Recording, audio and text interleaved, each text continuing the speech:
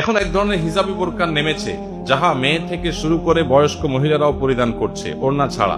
সে বোরকা পরে হাঁটলে সামনের দিকের কাপড় শরীরের সাথে লেগে থাকে এবং শরীরের সব বোঝা যায়, এমন বোরকা পরিধান করা যাবে কিনা, এবং ইসলামে মেয়েরা বাহির এলে পর্দার বিধান কি। এইরকম বোরকা পরলে তার উপর দিয়ে আরেকটা বোরকা পরতে হবে। বুঝেন নাই কথা?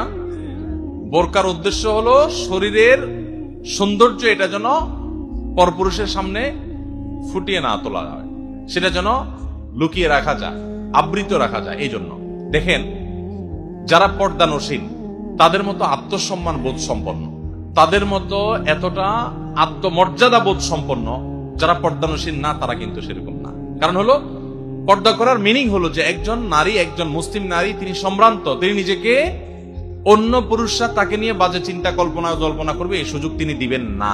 এটা হলো তার ব্যক্তিত্বের ব্যাপার, এটা পার্সোনালিটির ব্যাপার। আর রাস্তাঘাটে যেখানে সেখানে তার সৌন্দর্য বিলায় বেড়াবে, আর মানুষ দেখে মনে মনে তাকে দর্শন করবে, জেনা করবে, মনে মনে তাকে নিয়ে জল্পনা কল্পনা করবে আজে বাজে। এরকম জিনিস যে করতে দেয় তার ভিতরে ন্যূনতম কোনো ব্যক্তিত্ব আছে বলে আমরা বলতে পারি না। পর্দাটা ব্যক্তিত্বের পরিচয়, আর পর্দাহীনতা হলো ব্যক্তিত্বহীনতার পরিচয়। পরিষ্কার কথা। পর্দা এবং শালীন পোশাক এটা মানুষের ব্যক্তিত্বকে প্রমাণ করে, আর পর্দাহীনতা, অশালীনতা এটা ব্যক্তিত্বহীনতাকে প্রমাণ করে। তাকে নিয়ে মানুষ নোংরা চিন্তা করুক, এটা যে চায়, তার মতো রুচিহীন মানুষ আর কি হতে পারে। আল্লাহ তাআলা আমাদেরকে পর্দার গুরুত্ব বুঝার তৌফিক দান করুন।